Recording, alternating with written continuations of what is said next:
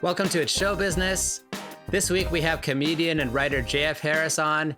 He's a writer for Netflix Magic for Humans, worked with Whitney Cummings, was on Comedy Central's Bill Burr Presents. Very funny guy. He's got some great knowledge for you. Please enjoy. And if you haven't already, please subscribe to the podcast. It's the easiest and fastest way to support us. Leave a review. Thank you so much. JF Harris, thanks for doing the pod, man. I appreciate it. Thanks for having me on the pod. I'm super excited to be here. Yeah, so it's show business. We're going to talk about the biz, comedy, all that fun stuff. And it's funny because I remember hearing about you because someone recommended you to do the Comedy Bunker. Someone's like, yeah, he's on the magic show, Magic for Humans. And I was like, oh, he's a magician too? Not at all. And I was like, oh, no. I was like, no, he's a writer on the show. Yeah, they had a comedy room and a magic room. Okay. And I was part of the comedy room. Oh, that's it. Got it. It was a good gig. I liked working there. Justin's like one of the nicest people on the planet and is actually a really good boss and like knew kind of exactly what he wanted. Oh, nice. So it's nice when you have a boss who's like knows what's up. So do you have screen time in the show? I do not. No, I didn't shoot anything. I didn't get into any characters because they're all like real people on the streets. Right. So my girlfriend's mom is on an episode because my girlfriend and I went to go see Justin at not the Magic Castle, but he used to have a show at the Roosevelt Hotel. They were like, oh, we're going to be filming tomorrow, but I was on the road doing stand-up. Mm-hmm. But my girlfriend's mom was in town visiting, so my girlfriend brought her mom by not knowing what was going on. It's pretty, wow. Yeah.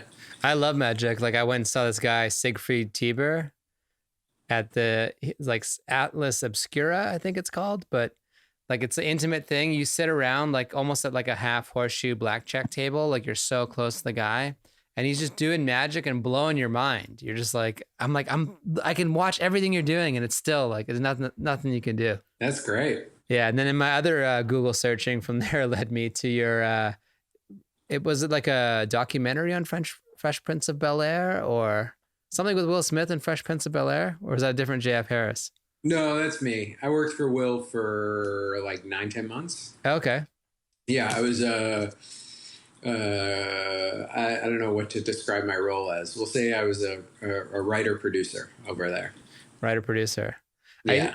I was the engineer for a long time, and I worked out of his Burbank recording studio. The name of it's escaping me right now, but I was around there a lot. That's awesome. Yeah. He's the best. He gave me shoes for his birthday. Oh, wow. He gave me a pair of Jordan 5s. Like they made Will Smith Jordan 5s, and he gave like me and all the other writers on staff at the time. That is the most boss move, to give everyone a present on your birthday. Yeah, he got Nike to give like all of us kicks. It was pretty great. I still got them. Oh, that's awesome. They're my meeting flex shoes when I know I'm going in for a big meeting. Right. And it's like the perfect meeting flex. You're like, he knows me. I know he knows who I am. It's great. It's pretty wild. I love it. So what portion of like your job is writing versus like stand up and comedy?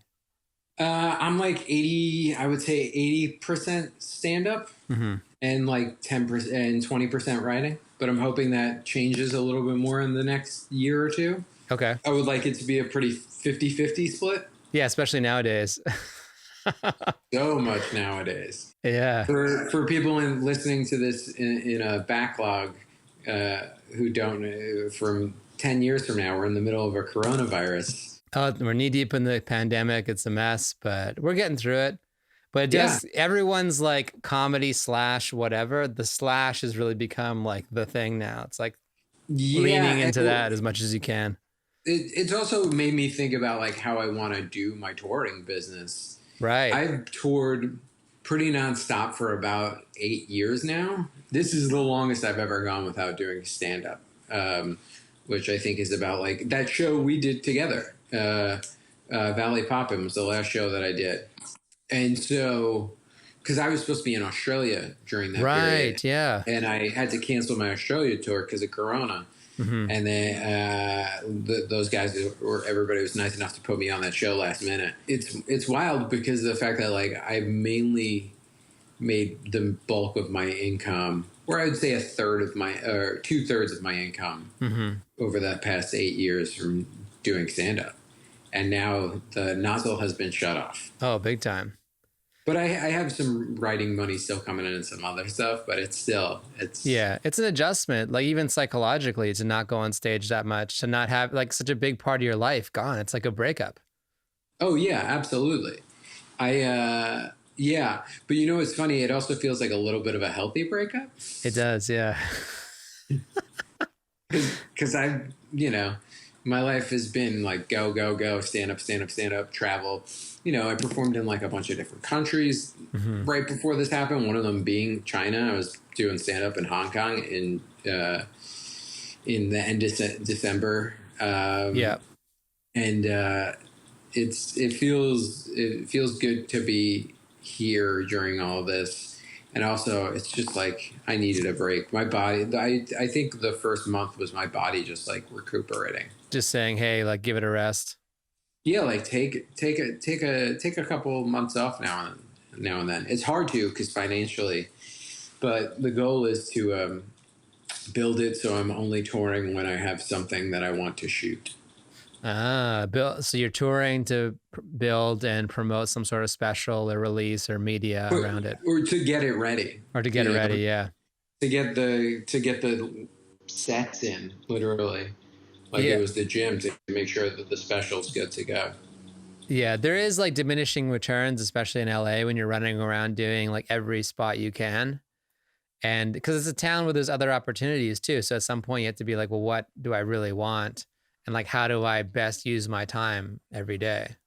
Yeah, Because like yeah, you can run around an hour and a bit to get 1 10-minute spot. And you're like, well, I'm not sure if that yeah. was It was like, oh, I could have been home writing for an hour and 20 minutes. right. So if it's kind of like dieting, like if you take out dairy and substitute it with like vegetables, it's good. If you take it out and substitute it with sugar, it's bad.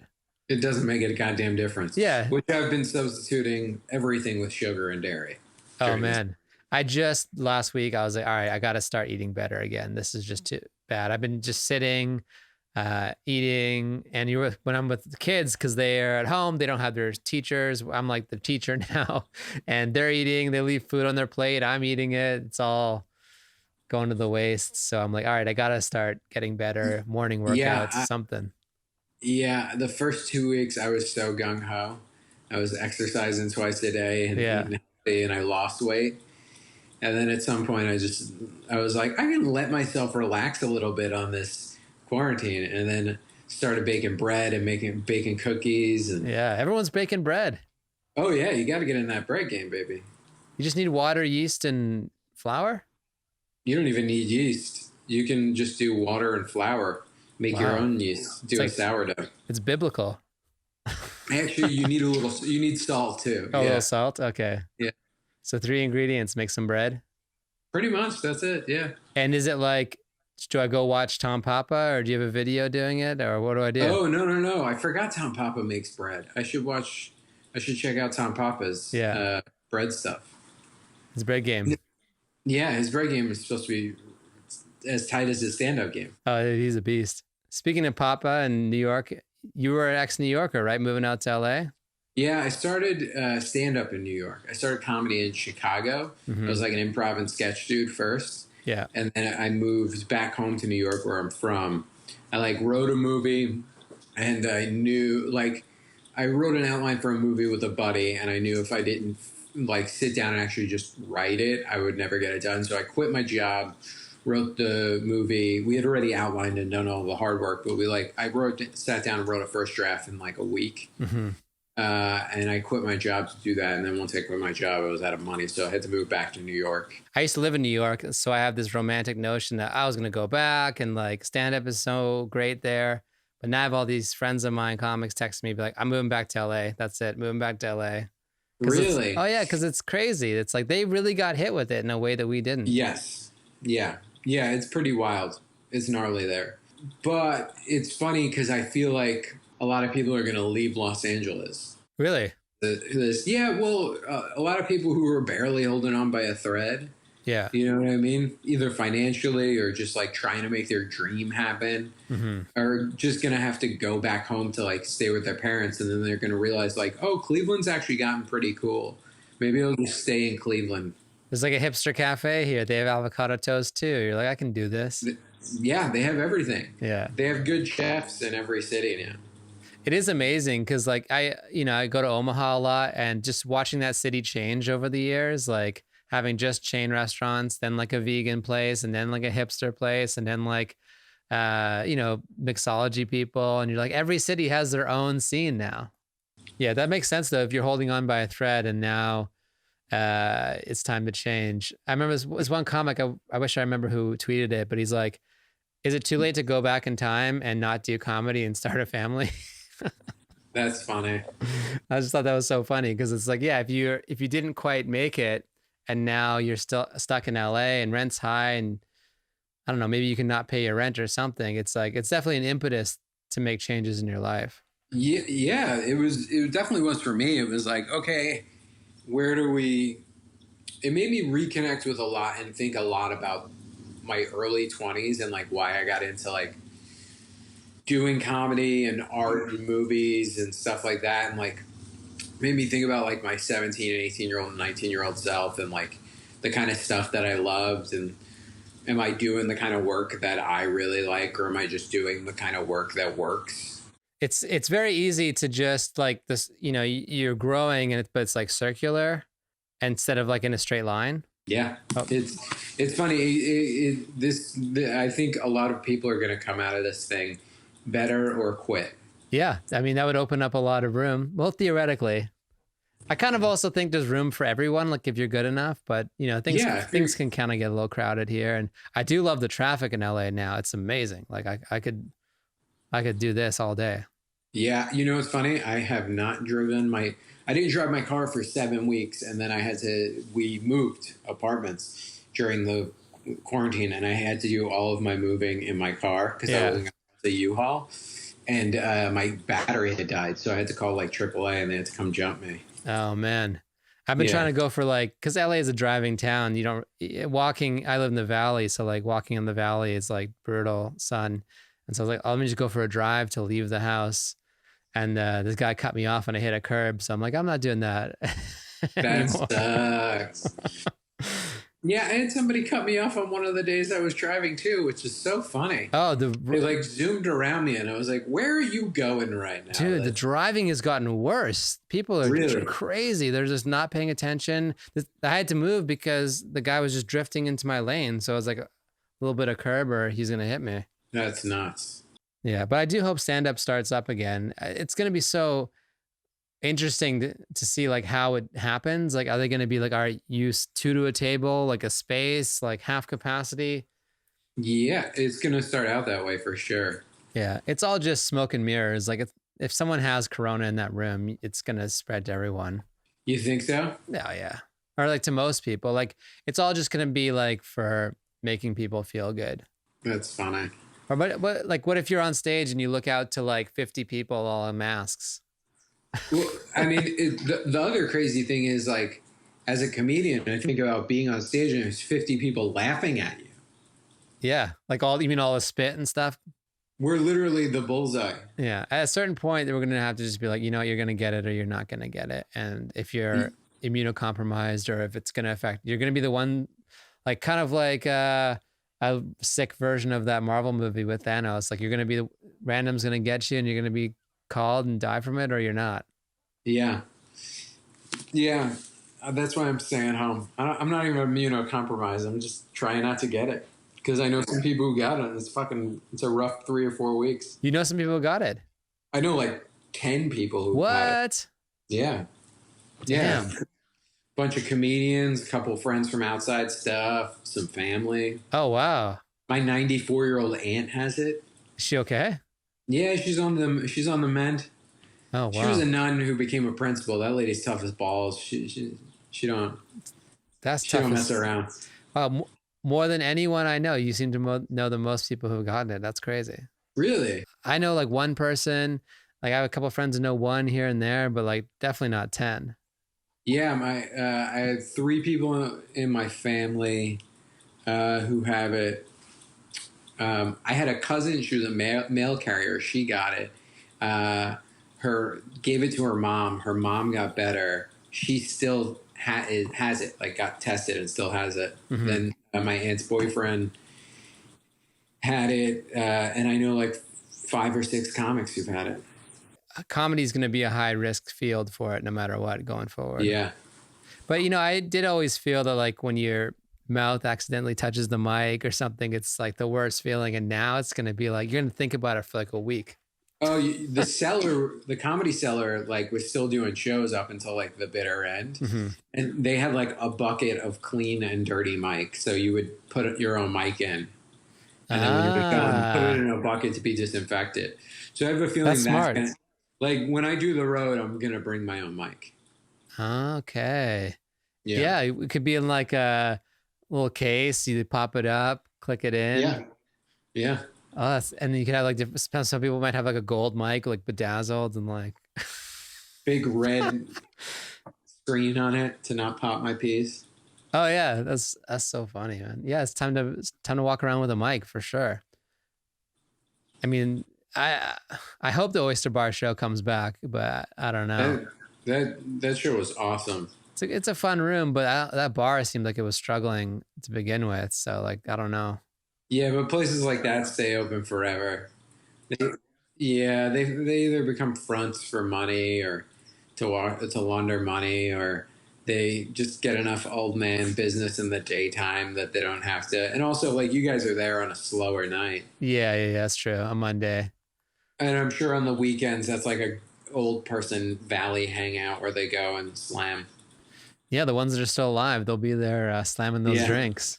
I'm moving forward with my life as if it's not focusing on the pod, which has actually been great because you think you're doing like all the things you need to do, but then when you have this big block of time gone, you can full-time focus on it. You're like, oh wow, like I haven't been doing the posts, I haven't been clipping the pod, I haven't been promoting it properly, and I've just seen like growth like this. So I'm like, all right, this is great. It's a full-time job doing all that stuff.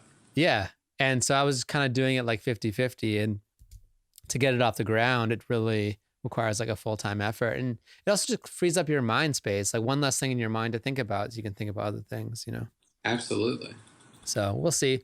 I'm definitely stoked to get something like a new show up and running. Well, we lost one of the stand-up hangouts, Swingers. So I saw that they were closing, but was that like a permanent closure? That's what it seemed like.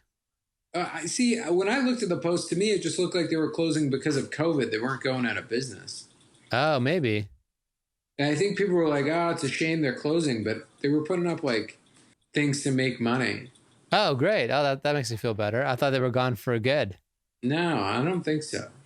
That's good. Yeah, because I saw Nate and Al's. There was a confusion with that one too. They're like, oh, we're closing. We're like, no, we're not going away permanently. But it makes sense. Like there's so much fixed costs with these small businesses with like overhead and staff. And then if you were thinking about closing anyway, or even had that thought in your mind and this comes up, you're like, why am I killing myself? Let's just close it up. Done.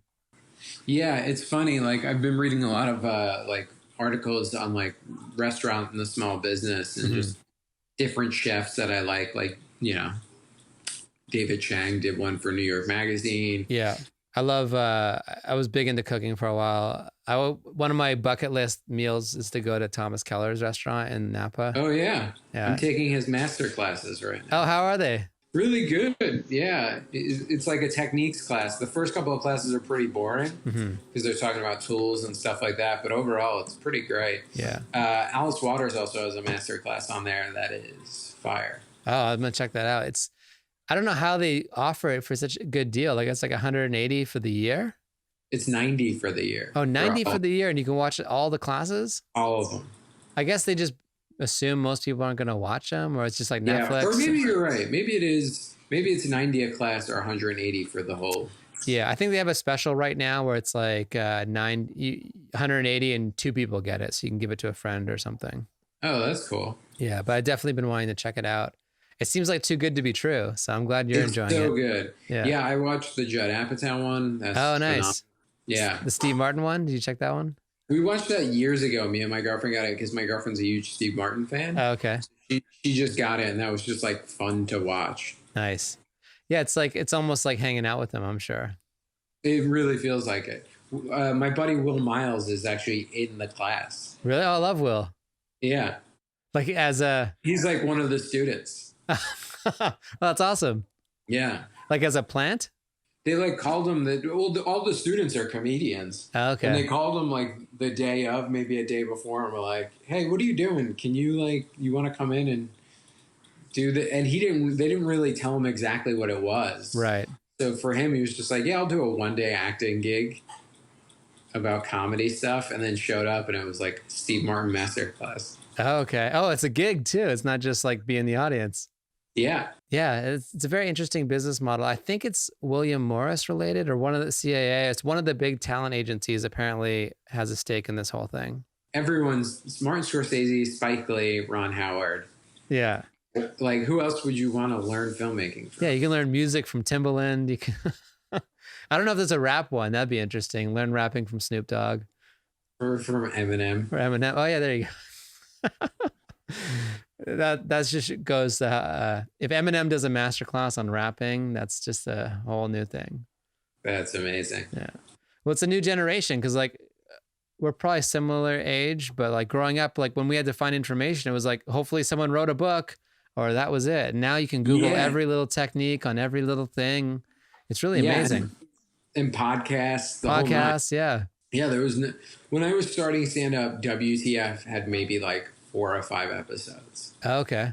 And I remember I would just listen to that every week because you're like, this is real stand up comedian. You know what I mean? Yeah, it's comedians talking to comedians, which is like real insider. And now, there's so many.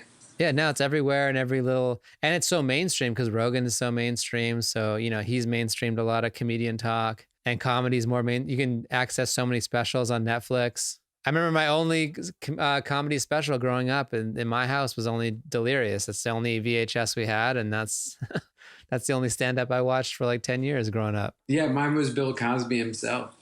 Oh, okay. We had that tape and we watched it every day as kids. Yeah. It's funny. And like, yeah, we had like 2 movies, I think Aladdin and something else. And like, you just watched and watched and watched the same thing over and over again. And it's the same thing with music. I think about that now. Like during this, I was like, where can I cut corners? And part of me was like, well, maybe I'll get rid of my Spotify for a while because I'm home. And then I can just only listen to all these records that I have because I have a lot of records. And then somebody would put out a new album and it's like, well, do I want to buy the whole album? I don't know if it's going to be good. And then I start listening to it, but then I usually end up buying it. Yeah, Spotify is a pretty good deal. I mean, just the convenience of it. And I read this great article with Daniel Ek, and they were talking about the design philosophy of it was we have to make it better since music is essentially free. So the experience has to be better than free. So everything about their thing was like click and it has to start playing, and like all the user interface has to be perfect. And like they just wanted to make the experience so much better than trying to find a download or steal the music. Yeah. It's $8 a month is way easier than worrying about getting arrested. Oh, getting arrested, but also, I remember when Metallica was like suing fans and stuff. That was fun.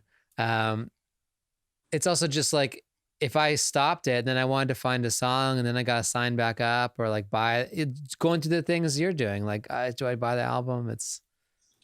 Yeah. But I have cut a few of my subscription services. What'd you cut? I cut HBO.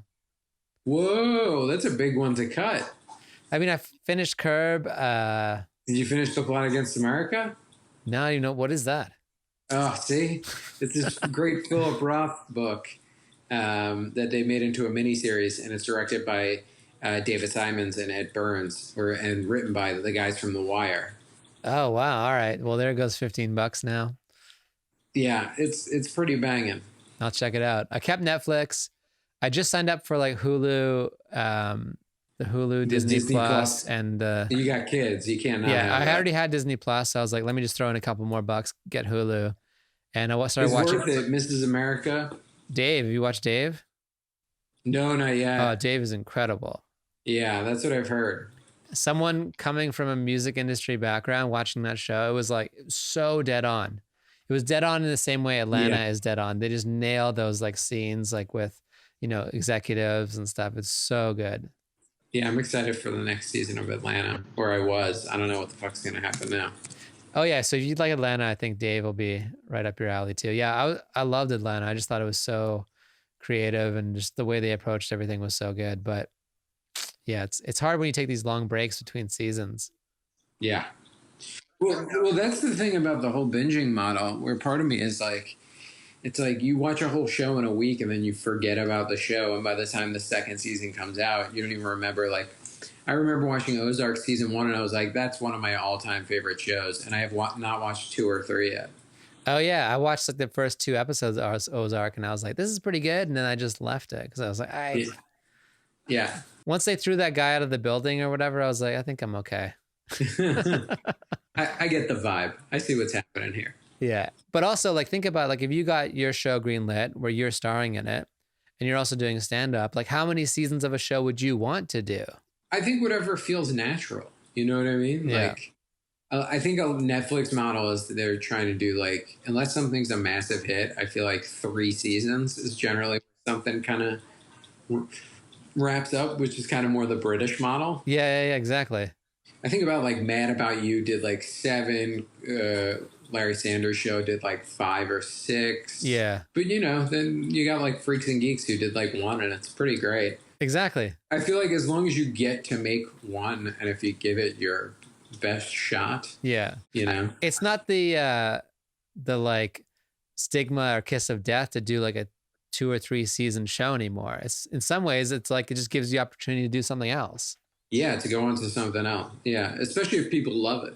Right. If you do what you want, set out to do, it's well received, critics like it, then you just have a platform to do something else. Like your touring would obviously go up, everything would go up, and then you're like, I don't know. I've had some friends who've had some television shows, and touring it has not helped. I think it depends on like where your show is and how it's talked about.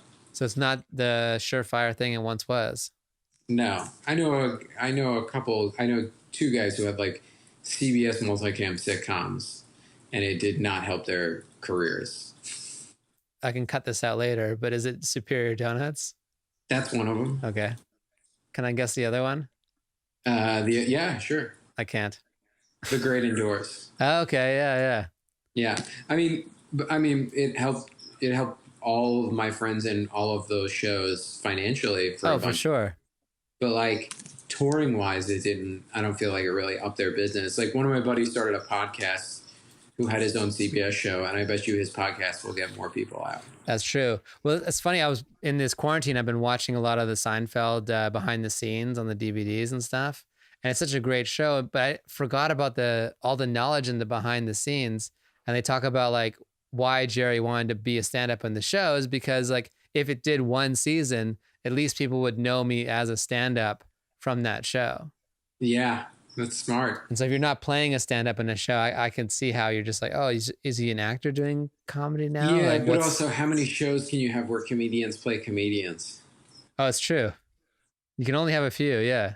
Because there's been a bunch of them. Yeah, Mulaney, I think he played a comedian, right? I believe so. Yeah. Crashing, yeah. Louis, yeah. I'm trying to remember what other ones, but there's been a bunch. There have been, yeah. And I guess I wonder if it helped Louis. Like, I don't know his career that well to know if that exponentially. Was like... He was doing stand-up on the show, and so that helped his touring. And I would guarantee it did, because the show, more people would want to go see a stand-up, and the show got so much like. I think acclaim matters more than anything, you know, like getting the, like, because some of those shows I've heard like don't rate well, but get articles written about them. And if you get the articles, then people come out because they think you're like the cool thing to go do. Right. That has great behind the scenes stuff too, because he was like all in one system. Like he edited himself, he shot it himself. He knows a lot about like cameras and this and that. And it was really interesting. Really? Yeah, I watched like him like talk about the shots he was trying to take and like this kind of processing or this angle, and like he really Seinfeld? No, Louis. Oh yeah. He started out making like short films back in the day. Yeah. He had one line that stuck with me. He's like, I wanted to go to film school, but I couldn't fill out the paperwork. Yeah. I mean, he probably saved himself a fuck ton of money. Yeah, I mean, film school is mostly what? You're doing a project, which is a film. Yes. You use that as a calling card to like get out there and do it for real. Find a job. You have like J.J. Abrams who dropped out once he got a job. So it's like, Yeah, there is a secret part of me that always thinks about going back to get a degree in like screenwriting, and then also just taking a lot of philosophy and classes and shit like that. like a MFA or something. Yeah, just for fun. Yeah. And it's funny because I'm like a paid TV writer already, but there is a part of me that's just like, I could learn more. It's nice to learn. I went to school late and I loved it. Like I loved learning, and like you kind of What did you go back for? like business, like MBA. Nice. And it was great. Like you learn stuff and I don't know, it's like a whole new, it's like a reset. But now, like, would you want to do it online? I mean, if it was the right school, sure. Yeah. I mean, if my teachers were like Judd Apatow, Masterclass, getting a degree from Masterclass University. Right. For those who don't know, like, what is it like being a writer in terms of like making that your profession? Like, what do you have to do on a day-to-day basis? Do you have to, is it all self-starter? Do you have like an agent helping you like plan a course? I have a manager. Okay. I don't have agents at the moment. And I've been with all of the agencies. Yeah. But my last one moved on and left the biz. Okay. So I was literally like, when all this was starting, was like, how is this gonna go? Right. But my manager is the best. I'm at Brillstein, and they. Oh, Andy. Yeah. Oh, we just Andy. had Fahim on. Yeah, we love Andy. Yeah, he's the best. Yeah. I wouldn't have gotten Magic for Humans if I wasn't with Brillstein. I probably wouldn't have heard about it. So then I did a packet, sent in the packet. They really liked the packet. Mm-hmm. I had a good interview. And then from the interview, I was just kind of waiting around for a while. And I know they kind of kept pushing for me to get it. And then I eventually ended up landing the job. Oh, that's awesome. What's a packet for those who don't know? Basically what a packet is you're writing what you think would be on the show. Okay. And there's different guidelines. Every show has its own packet. So like, you might write a Kimmel packet and they want you to write like a ranty monologue, or you might write a Conan packet and they want you to write whatever you want. And if you have a couple ideas for topical jokes, sure, throw them in. The Magic for Humans one, I think, was like come up with 3 or 4 ideas for what you think might happen on the show, maybe 5. And I wrote it in like an afternoon. So it's like homework before you get the job. Pretty much. You got to just show them that you're going to do the job. And I've written so many packets over the years. And some that I was like, this one's pretty great. I had fun writing this. Yeah. I would like to write for the show. And then others where I'm like, Do you bounce them off people, or you just submit them and you're like, that's I just submit them. I usually have someone look at them for grammar and spelling because I'm dyslexic to make sure that they work. But it would be the same thing if I was submitting stuff in an office. I wouldn't like call my girlfriend to be like, did you just work? Oh, yeah, that's true. Yeah. It's funny. Like, I don't know if you're actually dyslexic. Are you? I am. Yeah. I don't think I am, but I use a Kindle to read, and I put on this font called Open Dyslexic. Have you heard of this? No. It has a font, and it makes my reading, like, I can read twice as fast. It's amazing. Whoa. It's just like a font with the serifs are kind of like in different places. I don't even know what a serif is. It's like, like fonts have like legs or they don't. Like an H has a leg or it's straight. Oh, yeah. When you're in Microsoft Word and it says sans serif. Yeah. I don't know if it's serif or serif. I think it's serif. But try it if you are. I don't know much about dyslexia, but yeah, I'll give it a go on my Libby app. And then so as a writer, how do you divide your day between like writing stand-up and writing for TV stuff? I mean, it is every day is a different ball game. I mean, what would be the dream scenario would be like to do like an hour of stand-up in the morning and then like 2 to 3 hours of TV writing, like script writing in the day. But I'm a person who goes in fits and spurts. When I'm doing my best stuff is usually when I'm on like day 6 or 7 of a run. Okay. If I'm like meditating consistently and doing shit like that, or on the road is a really good place for me to write stand-up because I'm away from all the day-to-day responsibilities and distractions of just being a person at home. Right. So like the road is a good spot for me to sit down. I put everything on note cards, all my jokes, everything's on index cards. Mm-hmm. And I do kind of that process where I just kind of have ideas on cards and I kind of have them out all over the place so I can look. So I'm never starting from zero. I'm just like, this is a topic or an area I want to work in. Mm-hmm. And the same thing with like if I'm trying to write a new script or a new movie or a new short film or pilot, or I just kind of like I carry around field notes books with me everywhere, and I'll Okay. just slowly jot down stuff until I feel like I have enough of an idea to kind of go in and attack it. So you have enough foundation to sit down with the paper and be like, all right, structure it out and really build. Yeah, or just like the idea of a scene, or like once I have I kind of need a good joke to jump off from, or an Mm-hmm. idea where I'm like, oh, okay, I could see this world, Right. like and then I try to pull from stuff from my real life once I'm actually writing it to fill it in and make it feel real for script stuff. And do you write right into final draft? Yeah, yeah. Well, I'll do an outline first. Mm-hmm. So like right now I'm writing a pilot, and I like will go through, and if you could see the other side of my desk, I have my cork board up with my like teaser, A1, Act 1, A2, A3, B1, A4, all the way through the whole structure. And then I'll go in and be like, okay, what's like the inciting incident? What needs to happen here? What's the all is lost moment for like a traditional, I'm writing kind of a more traditional, like half hour comedy Right. right now. But then I have my like, cable comedy, which is like more, I'm good friends with Whitney Cummings, and Okay. Yeah. she has had some luck with television. Oh yeah. Yeah, television shows, and she said to me because I was asking her about structuring stuff, and she said, just make sure it's not boring. Write a scene, and the second it gets boring, just end that scene. Ah. And she was like, it just needs to be entertaining. Don't worry about the structure so much. Yeah, it's funny. Like the few times I've started to write stuff, my mind, I like just want to start writing dialogue right away, and then Yeah, I think instead that's of like okay. and I think I think everyone's his own. But my friends always like, oh, you gotta do the book, you gotta write it out. And I'm like, but I have this, and I feel like whatever dialogue I'm writing is gonna lead me down the path of where it's gonna get better. I don't know if this is like the most professional way to do it, but that's been my approach.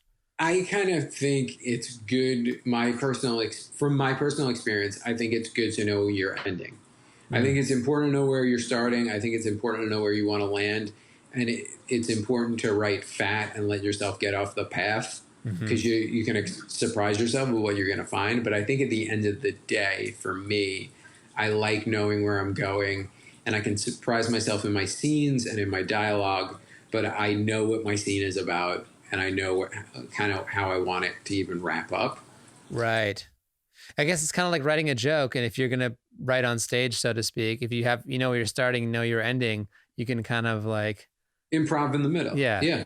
Yeah, I think that's the best way to do it. Have you ever gotten the directing bug? Like everyone in LA, I came here to Yeah, direct. I do. Before I moved out here, I was pretty serious about like filmmaking in my early 20s, and I like Yeah. shot. I can tell by your lingo. You got all the film lingo. Yeah, I went to film school and I dropped out of film school. Oh, you did? Okay. Yeah. And so that's how I started in Chicago. But I was a pretty bad alcoholic and wasn't a good student because of my dyslexia, and wasn't like ready to be. I didn't know how to be an adult, so I didn't last long in film school. And I started doing comedy, and it's a lot easier to do improv than it is to like sit down and actually like write and take classes. Yeah. I forget how we got there. Oh, I was asking you if you wanted to direct, the classic LA question. Yeah, I directed a couple. It's funny. I was supposed to direct something in April. Okay. A short that I wrote with a couple of friends.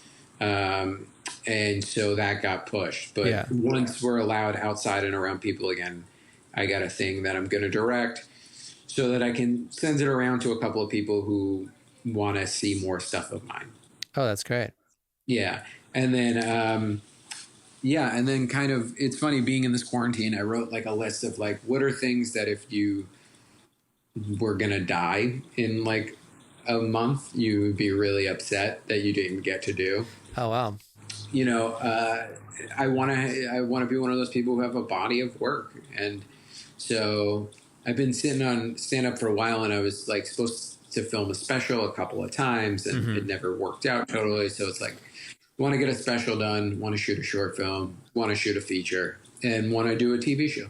Those are great Whether things. it be writing for somebody else, or I'd like to write on somebody else's show to kind of learn the ropes of like that, and maybe get to direct an episode or two doing that. Yeah. But also, if I sold my own show and had to go that route first, I'd have no problem with that. Totally. Well, you kind of read my mind, because usually at this point in the pod, we start talking about what are your goals coming up, and you just named them, like direct, get a special, write, all those things. So that's great. Yeah, and you know, the specials are really doable right now. Like you can go out and shoot your own and shop it around, put it on Amazon, put it on YouTube. So we'll see what happens. Yeah, in some ways, like I just had Mark Normand on the show, and we were talking about it, and it's like he shot his own, and Did he? he That's owns great. it, you know? And so there's some power in owning it yourself. That's great. Yeah, Mark's an old buddy of mine. That's so great to hear that he did it. Yeah, he did 2 shows at Dynasty Typewriter. Oh, I remember he was doing that. That's awesome. Yeah, and so I opened for him for his first album recording in Madison, Wisconsin. Oh, nice. Oh, yeah, he's a great guy. Yeah. He's one of the best. I think about that a lot. Like Jay Larson is a really good comedian here in LA, and he shot his own, and he like bought back the rights to some of his albums, stuff like that, so he would own them. And he's doing it in a really interesting way, and like being on putting his stuff on social media, being really proactive and stuff like that. And I kind of like the way he handles his business as a comedian, as an artist. And so I kind of have been thinking about all of those things with this break, because I'm usually just going. And it's like, what am I actually trying to accomplish? Is this act even the act? Do I love my act? Do I throw it away and start over? Yeah, all these existential questions at this moment. Yeah, and I think it's healthy to like sit down, like, you know, fuck it, I'm growing my hair out and growing a beard. And yeah, you're growing a beard. I shaved mine. It's like a beard transaction. Yeah, mine's patchy in parts, but it's a lot better than it was the first couple of weeks. Yeah, I just woke up one day and I'm like, all right, this is going. It's so funny. Kind of impromptu. What did your kids say? I think for 1 second they're like, "You look different," and that was it. Yeah. My wife didn't say anything. It was kind of weird. She was just like, "All right, you're this guy now, great." Yeah, not even that. But you did like a mini special recently with Bill Burr Presents on Comedy Central, right? Yeah, I did an episode of The Ringers. Yeah, it was me. Who else was on my episode? Kyrie Shabazz and God, why am I blanking on the dude's name? He's like one of the funny. Oh, Rick Ingram, really funny dude from the store. And yeah, that was great. It was really cool. It's also funny because I like shot it and it didn't come out for almost a year. I shot it in April. It came out in February. Okay, so it was just sitting around waiting for a long time. Well, I think we covered a lot of ground here. I think one good thing to talk about before we wrap it up would be like, what advice would you give to people who, you know, comedy writers, comedians wanting to come to LA and get a foothold in the writing scene? Because it's a whole, I find like LA is a secret society, and it's like you come here and if you don't know anyone, don't know how to navigate, you kind of get lost, or you get sent down these like paths that people tell you are the path, but they're not the path. Yeah, my advice would be do stand-up comedy. Because you're not reliant on you can show people that you know how to write. Like I met Justin Willman because I was doing a split week with him and Joel McHale and Justin, where I was like there with Joel in Nashville. And so I guess like hang out and meet Justin and see his live show.